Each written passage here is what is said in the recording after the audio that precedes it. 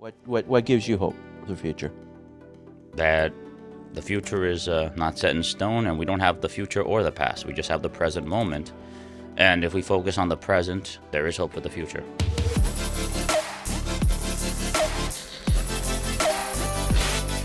Future Current with Dr. Stephen Bean. Welcome to the Future Current podcast. I'm Lainey Rowell, here with the Dr. Stephen Bean. Hi, Lainey. Hey, how are you? Good. I mean, we're all good after we just had this incredible conversation with Adán, right? Adán was incredible. So Adán Correa, speaker, artist, so many things. In fact, he was the feature speaker that led into you at the OC State of Ed. Oh, yeah. He opened us up at the OC State of Ed, and we continued to get feedback from how amazing and motivating his speech was. In fact, it was so great. I think we need to let people see some of that. Yeah. All right, let's do it. Good day, everyone. Is this a great day or what? Am I right? Am I right? I am blessed and honored to be here with you, all of you. My name is Adán Correa, and I am a proud graduate of Santa Ana High School. Go Saints! And I'm also on the spectrum. I'm autistic, and like many others, I am different. Not disabled, but different. We on the spectrum, we struggle. And we keep going, pursuing our dreams, and we have wants. To love, to be loved, and to be wanted, and to help and contribute. I know the pain of rejection. I think we all do. My dad would remind me that when he lost an election, although it was a painful loss, he told me that he had learned more from that loss than from a great victory. For high school, my parents looked for a good school for me. My dad knew that Periquito, that's me, my dad's little birdie, wasn't ready to fly on his own yet. We looked for a good school with good teachers and a good special ed program. And wouldn't you know it, my dad wanted to put me in the toughest gang that would accept me as a member. He wanted to make sure that he could count on that gang to take care of his Periquito. And wouldn't you know it, by God's grace, we chose Santa Ana High School, and the gang we chose to join was Santa Ana High School's wrestling team. Thank you, Catherine Caldwell. Thank you, Scott Glab, for all that you've done for me. Thank you, my counselors and teachers, for helping me, for listening to me. I'd especially like to thank my counselor, Mr. Paul Arada, who helped me navigate those moments of uncertainty. Today, my passion, my message, is spreading that it's okay to be different. It's our differences that make us stronger, that help us grow. And wouldn't it be boring if we were all the same person? No creativity, no individuality, just boredom, absolute boredom. I want to tell the world that we have God-given abilities, that we are diamonds in the rough. I want to tell the world that we can be productive members of our society. And I want to tell the world that we can help and that we all need help and that we can help others as well. No matter who we are, how good someone has it, everybody's always going through something. Don't believe people who say otherwise. And it's okay. We're all going through something. But that doesn't mean we have to let it hold us back. And it also doesn't mean you have to go through it alone. None of us should. Thank you, my coaches. Thank you, my counselors. Thank you, my family. Thank you for helping me. It never gets old being recognized by someone who sees me from Love on the Spectrum. And they tell me that I made a difference in their lives and that my story inspired them to keep going. Because let me tell you, being recognized, it's fun, it's all right. But to be recognized and to be told by someone you made a difference in someone's lives, that's what sticks. I mean, I've heard that I've encouraged kids to sticking for my beliefs, and that I've encouraged adults for how I performed in Love on the Spectrum. And that's what I love about the show. It doesn't just give me exposure. It didn't just get me out there in entertainment. It also gave me a chance to be a role model, to encourage people as I was encouraged, and to be a blessing as many were a blessing in my life. I mean, there's two of them right here. And I sell t-shirts with my face on them.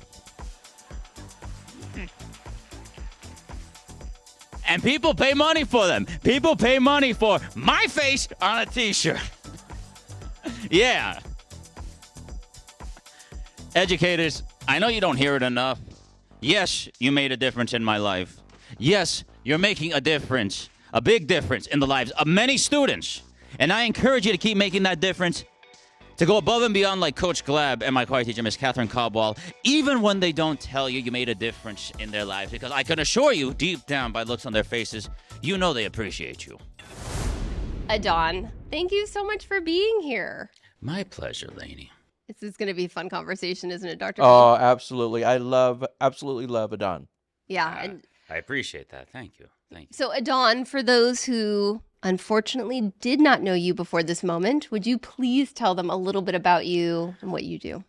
I am Adán Correa, son to Congressman Luke Correa, and my father is the reason I'm the man I am today, and the reason I want to be the man I am today. He fights for people in the House of Representatives. I want to fight for people through entertainment. Hollywood exists to tell the stories that can't be told out in public, but rather through storytelling. So speaking of Hollywood, tell the listeners, what show are you on? FBI's Most Wanted. No, just kidding. No, I was on Netflix's Love on the Spectrum for 3 seasons, and the 4th season is coming out. However, I cannot deny nor confirm. You'll have to watch the 4th season April 1st this Wednesday to find out. So this is going to come out a while later, but we will be watching to find out. In that case, tell me if y'all enjoyed the 4th season. Oh, we will. We will. Who lifted you in your life to get you on Love on the Spectrum? That's a funny story. When it was barely starting out, the American version, just after the end of COVID, when things were transitioning back to in-person, I was part of an organization called Project Independence through the regional center, where they had provided me job coaching when I worked for Target back in 2021. Mm. And it's funny. I know a guy who knows a guy scenario, and they loved me, and they were wondering if I'd be willing to have an interview with one of the producers of the show. And you know, the saying it's probably too good to be true. I'm just like, okay, I'll go with the Zoom interview. And then I had the Zoom interview, and I'm just like, wow.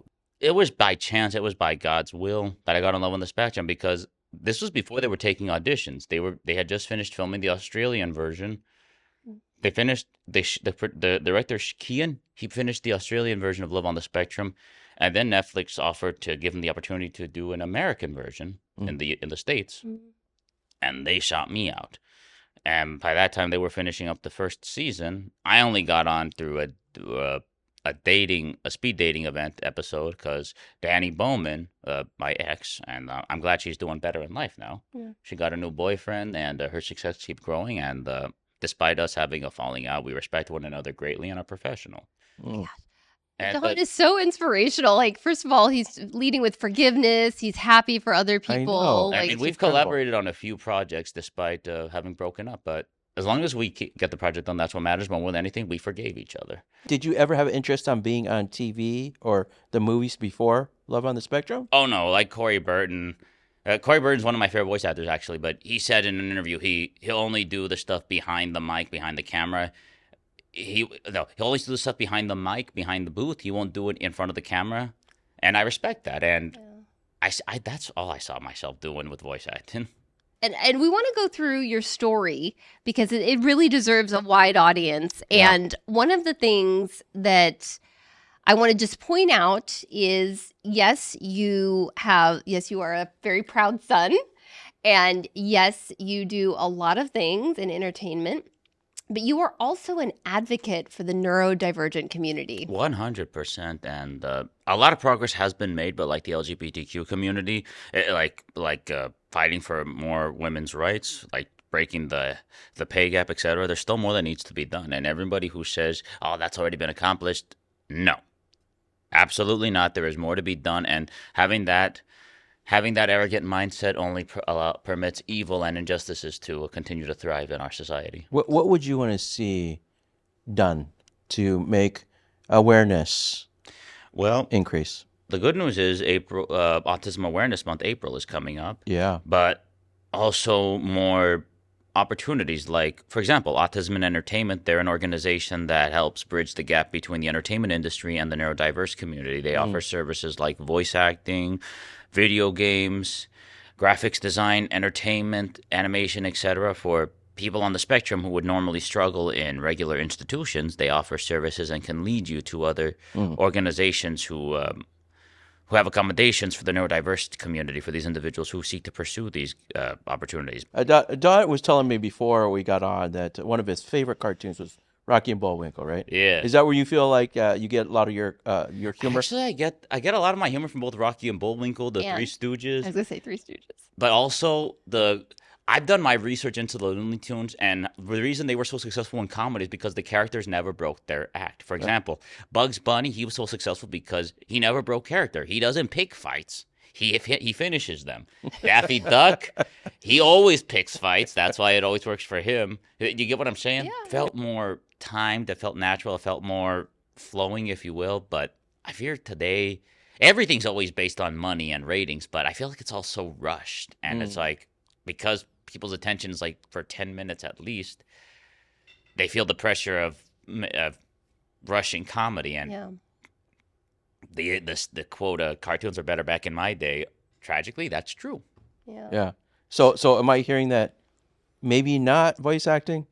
Oh, you misunderstand. I Okay. definitely want to pursue voice acting. Okay, good. But I also wouldn't mind doing acting. For example, my friend Connor from Love on the Spectrum, Yeah. he actually made a cameo in the series Brilliant Minds. Really? So, and I've heard from a lot of voice actors, you don't just want to do voice acting, you also want to do acting. Right. Like, for example, Nolan North, Tara Strong, they are professionals who have not only done voice acting, but they've actually done acting in person. Like John DiMaggio, too. I'm not familiar with a lot of his works when it comes to acting, not voice acting, but the gist is, it's like you want to know how to do everything. If you're a plumber, you want to know how to do everything, not just isolate yourself to just one profession. That makes sense. That makes a lot It's of like you a should- plumber who only knows how to work on the toilet but doesn't know how to work in the kitchen. Oh, Yeah. yeah. You I see can what I'm Well, saying? that. well, speaking of, I mean, you're not only funny and a Appreciate good that. actor, but But you're also very motivational. You gave an amazing keynote speech at the State of Education, Appreciate that. and I think you centered it on people that influenced you. Tell us more about that. Yeah. People that influenced me, it wasn't just my father. Paul Arata, heaven rest his soul, he was there in my dark days in middle school, the darkest moments of my life. Don, how did he give you hope? He was there when I was bullied. I couldn't have been the man I am today without him being there in the darkest days. Unfortunately, my charter school, you could go there from kinder to 8th grade. They had disability services. Mm-hmm. Paul Arata passed away in 2019, and I thank Christ he made a difference in my life, but more than anything, he gave me hope. Don, people, again, raving about the talk that you gave, and it aligns so beautifully with Dr. Bean's theme of no one gets there alone. 100%, I couldn't have gotten there without help. In fact, I dare say I may not have even gotten to this point. Yeah. My life would have taken a whole different direction. What really struck me at the State of Education address was you're telling a story about a coach that you had. Oh, yeah, Scott Club. Just tell us more about that. You're molded by those who you emulate. And Scott Glab, in middle school, I was beaten up, and they wanted to put me in a program in high school where I could defend myself, and to put me in a program where they would take care of me, and that they would show people that I ain't gonna get beaten up like last time. So that's where wrestling came in. That's where Scott Glab came in. Scott was your wrestling coach. It's funny, if it wasn't for my former bully, now friend Luis Gonzalez, I wouldn't have considered wrestling, because it was his attempt to beat me up that put those events in motion. They sought out Scott Glab, their old acquaintance, their friend, and then from there, they took me into the wrestling program. You know, Don knows how to make lemonade out of lemons. He really every does. step of the way. So you talked about coach. Yes, Scott Glab. Talk about your choir teacher. Oh, Miss Catherine Coppola, she was phenomenal. She took us to Carnegie Hall. See, going to Carnegie Hall by itself is a blessing, but a community like Santa Ana, it's often looked down upon, it's often frowned upon, but who would have expected Miss Caldwell to have been able to take a group of kids from Santa Ana and take them to Carnegie Hall to sing nationally with a bunch of other choirs across the state, across the country? But she also helped me improve my voice. She helped me read music, like how to read certain notes, so that would like, okay, 1, 2, 3, 4, and then take a deep breath. Her breathing techniques in the choir room helped me control my breathing in the wrestling mat, and vice versa. They were both my greatest mentors in high school when it came to professionalism and the sports. And because of Miss Wall, those breathing techniques I learned in choir, I apply them to my voice acting. So it really was a bonus because a lot of these voice actors, they started off in musical theater, and I did choir, not musical theater, but that's just as good. So I can do a somewhat falsetto voice, but the gist is not only can I sing long, but I could sing long in a different voice, which is required for certain gigs in voice acting. So your voice is one of your strengths. Oh, absolutely. And I say to people all the time that we have to empower people's strengths. That's what it sounded like your choir teacher did. She empowered this gift of your voice and put it in a situation where you would use it, right? What are you, a tenor, a baritone? What are you, a bass? Baritone, tenor, and bass. Oh, you're all three of them. Yes. This does not surprise me. Adán can do it all. We got to sing a duet once, all right, you and I, because I sing too. No, nice. So we'll have to do that. Do a duet. Yeah, we'll do that. I would pay money for that. That would be a very good program to watch. So what did you learn from all that, right? All of your coach, your music teacher. But you got to keep applying yourself, and you got to take care of your instrument, not just your voice, but also your muscles, your brain, your health. It's like Jim Quick says, whatever you feed your brain, whatever you feed your body, inevitably goes to your brain, and you are what you eat. I wonder, Adán, could you tell us what you're doing right now? Because obviously we know Love on the Spectrum, fourth season, wink, wink. You also know my education, that I'm almost done with Cal State Fullerton as a graphic designer. Yes. Wonderful. I am currently, I have an agent and a manager. I just got my company name certified, but that's a little teaser. Okay. Can you tell us your company's name? Oh, I can't tell you that right now. Why, you may ask? Because I'm an incorrigible tease, that's why. But I will tell you this much. Once we finish the paperwork, that's when you'll finally find out. Ah, okay. So it's a 2-step process, but we're almost there. Anyway, long story short, I am working on my 3D prints, and my clients for 3D printing are fellow nerds and geeks like Michelle, and I mostly do toy accessories. I actually 3D print. I buy 3D models online. I 3D print these stuff, and I don't sell them myself as if I designed it and made them myself. No. I make sure that I give these 3D artists the credit that's deserved, and I don't sell this online because of copyright infringement, etc. Okay. And once I learn 3D modeling, that'll take my career even further. Wow. Because to have the 3D print, you have to have a 3D model, and I want to get to that point where I don't necessarily have to buy any more models. I can make them. Okay. Speaker, artist, advocate. What's your favorite of all that? Speaker, artist, advocate, Voice actor, a singer. singer. Yeah. So what's your favorite of all that? What do you want to make money at? All of them. Yeah. I just can't choose. We've by the talked way, about this. we do It's need like to saying if you had to choose one finger like to not cut off, which one would it be? How about stand-up comedian? Oh, I'd also do some comedy too. Yes, you do. I know that. So, by the way, we do need to tell the public that you are an amazing keynote speaker. That is true. Inspirational, right? Got to add that to my resume. I am a keynote speaker and an inspirational one, thanks to my father. Yeah. You also, so many hats, but you also work at the Honda Center. Can you tell us about that work? I am a security guard, and folks, I hate to disappoint, but I'm not. Sometimes you'll find me there, sometimes you won't. But I encourage you to come anyway because we're working on the OC Valley project. We are set to complete it by 2027 of spring. So not only do you guys attending the hockey games and concerts go towards our paycheck, but more than anything, it goes to an experience where you'll get to enjoy. You get to enjoy as if you were home, but more than anything, you God bless. There's so many words. I just can't think of one. That's okay. Yeah. That's okay. The gist is you'll enjoy it. Can you tell us how? Dr. Bean, there's so many ways that all these hats that he wears comes together, and one of all them. these hats, I'll probably put the Mad Hatter out of business. So for the hat of the Honda Center, you're also wearing the hat of advocacy.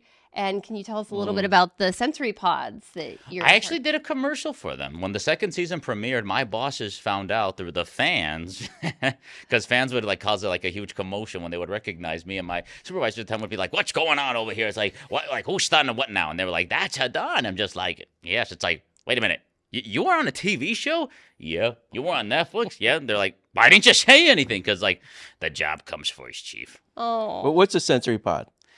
Basically, everybody gets overstimulated at one point or another, especially the autism community. And the biggest mistake people make is they go to a restroom. And that's just not going to work because there's no privacy. And on top of that, there is no sound cancellation isolation walls. These sensory pods, they provide headphones to muffle out the noise, beanbag chairs so you can sit down. They provide, what's the word I'm looking for? Is it like a calming space? Is A that calming sound. Like, what do you call those?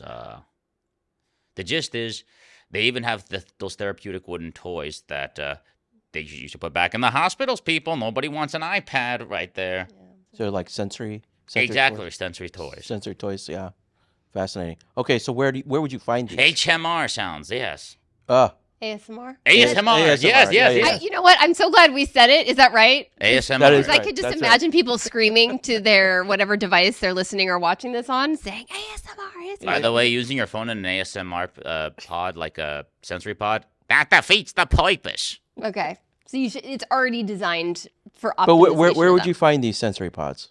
Lauren Daigle, her organization, they donate a sensory pod to every venue they perform at. And Oh, I see. truth be told, you have to do your research on where they have a sensory pod because unfortunately not every venue and like not every concert venue in the country has one. And I encourage, and it's worth the budget buster because you're showing guests that you actually care for the autism community, but more than anything, you're providing them a place of privacy, but more than anything, a place to ease. Yeah. Would you find them at schools too? They didn't have them at my time, but hopefully, perhaps they will. Is that a good deal for schools? They should. Now, granted, they aren't cheap, but it is a good investment to invest in. All right. And sadly, I mean, that went by in a blink of an eye. But John, we got to wrap it up. I know. We could keep going. But it's like bring up Falcon like, oh, now just a minute, sweetie. I say, we still got more to talk about. Okay, then how about this? I'd like to ask you some rapid fire questions. Are you game? Sure. Let me Okay. let me get my bulletproof shield. Just kidding. Oh my, they're not that. We're all friends here. Okay. Yeah. One word that describes you best. Encouraging. Yeah, that's a great one. Well done. What is one thing people often misunderstand about autism? That that is something that can be visually seen or like easy to spot. Oh, Autism is a neurodiverse condition, and it's not a mental disease. It's not an infection. It's not a plague. And to people who say it's a plague or it's a disease, it's disgusting. Get your facts straight and stop disrespecting the neurodiverse community with the word retard, whatever. It's disrespectful, and on top of that, there's been plenty of exploitation that is still transpiring against the neurodiverse community. And don't be a part of the evil. let's take that a step further. What is a strength that we see in the neurodivergent community that people don't know? That people can hyper focus, and they'll notice certain things that other people will not. Because, like for example, I may get distracted at times, but I also focus on certain details that others will miss. Okay, last question for the rapid round. One thing that helps you feel supported. Praying, putting my faith to practice, but more than anything, knowing that I'm not alone out there in the autism community. And a lot of people don't know this, but my father, he's neurodivergent as well. He's on the spectrum, and he fights for our rights in the House of Representatives. So if my father's story being neurodiverse and making a big difference as we speak in the House of Representatives isn't an example of how someone in the neurodiverse community can make a difference, I don't know what is.